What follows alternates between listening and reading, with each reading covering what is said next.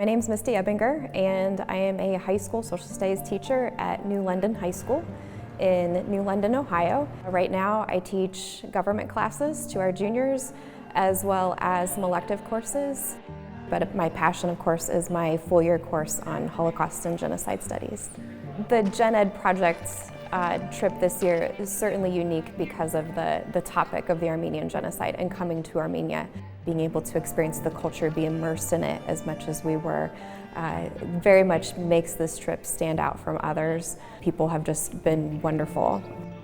Last year, I spent 6 weeks on the Armenian Genocide, and we actually began the course with Armenia. And I've decided after this week to blow it all up.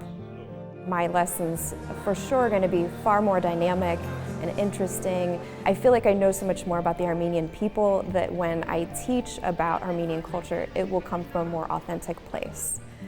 The artwork that we have seen, the bookmarks that we made yesterday, I'm going to incorporate so many of those interesting lessons with my students who I know will appreciate that as much as I do.